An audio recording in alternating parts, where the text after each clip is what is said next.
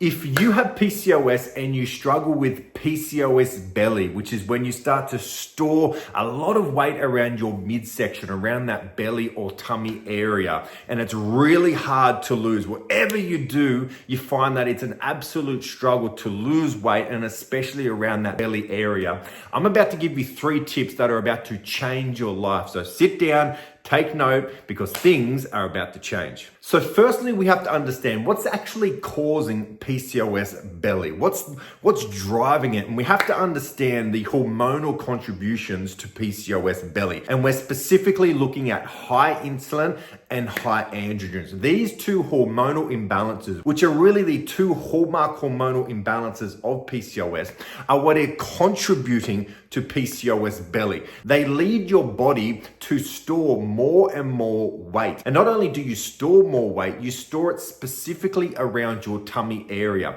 So this then has a flow-on effect, because this belly fat leads to chronic inflammation, which in turn makes the insulin resistance and the high testosterone even worse. So we have to understand that largely PCOS belly is driven by high insulin and high androgens. And why this is important to understand is because now we know what's driving it. When we're looking to improve this, to fix this, to help you lose weight and improve this PCOS belly, we need to understand that your plan shouldn't just be eat less, exercise more. These can be part of it, but your plan must address these hormonal drivers. So what does that look like? The first part of your plan needs to be your protein intake, and you need to be increasing your overall protein intake. A good guide may be anywhere from 100 to 150 grams of protein a day. Now, if you're someone who, when you heard that, you thought, whoa, Drew, settle down. I don't know if I can eat that much protein. Just leave a note in the comments and let me know if you'd like help increasing your protein. Because when you actually put it into practice and into plan,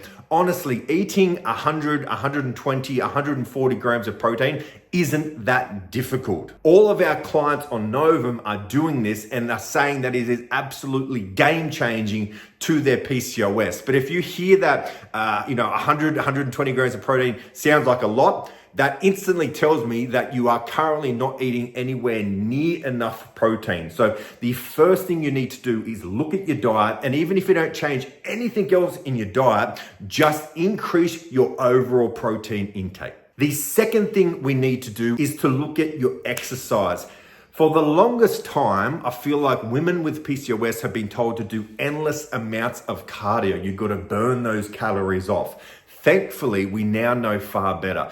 Exercise will have an impact on your hormones. So that means we can use exercise to either improve your hormonal imbalance, or it can actually worsen your hormonal imbalance. So now when we look at what types of exercises we want to be doing the types of exercises that can improve insulin and androgens. And the 2 best types of exercise for this are walking and weight training. With walking, one of the most powerful things you can do for your PCOS and your health overall, even your mental health, is to set a daily step goal. You can buy those cheap, step tracker, the watches these days for as little as $20 or $30 or $40, and just see how many steps a day you're currently taking. When I did this, I was shocked. I was only making, 3,000-4,000 steps a day, which just wasn't enough. And I'd go to the gym every single day. When I set a step goal of 10,000 steps a day, what it made me do, it made me acutely aware of my exercise and my movement and how active I was being.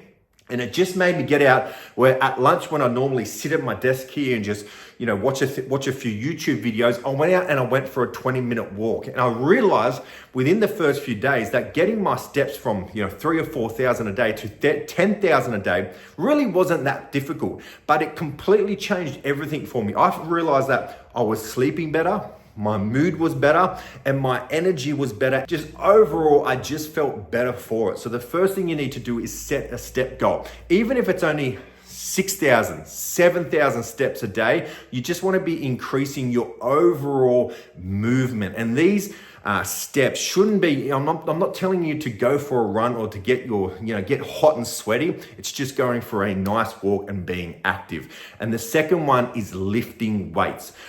For women with PCOS who are trying to improve their hormonal imbalances and PCOS symptoms, there is nothing better than weight training. Lifting weights is going to increase your metabolism. It's going to burn calories for 2 days after your exercise. It's going to completely transform your body composition and let you build lean muscle, which is going to improve your insulin sensitivity and decrease androgen levels. So if you're looking at exercise to improve PCOS belly, combine weight training with walking. And the third thing to do is to look at supplements. And again, we're not taking random supplements. With this video, we're talking specifically about PCOS belly. So we look at the research and we see what supplements and vitamins have been out there that have been shown to specifically improve PCOS belly. And there are two that stands out. Number one is berberine. So berberine has got a lot of press over the last few years. There's things like, it's nature's Ozempic, which it's not, right? But berberine is one of the only supplements that has been shown to improve belly fat in women with PCOS. So 500 to 1500 milligrams of berberine a day with meals can really, really help. It's also going to help improve insulin resistance to lower insulin. And the second one is L-carnitine, which I believe is the most underrated supplement for PCOS. Research has shown that L-carnitine helps with insulin, helps with blood sugar, helps with menstrual cycle regularity. It also helps with decreasing BMI, decreasing weight, and decreasing waist to hip ratio, which is specifically talking about PCOS belly, shrinking your waistline. So with L-carnitine, 1.5 grams of L-carnitine about 30 to 45 minutes before exercise. So there you have it. There's the plan to improve PCOS belly. Number one, increase your protein intake. Number two, combine weight training and walking. And number three, take targeted and specific supplements. For PCOS belly specifically, we're looking at berberine and L-carnitine. Now, if you have any more questions about PCOS belly, ask in the comments, or if you'd like to work with my expert team and I, check out either Health and Balance Vitamins or Novum, our brand new coaching program.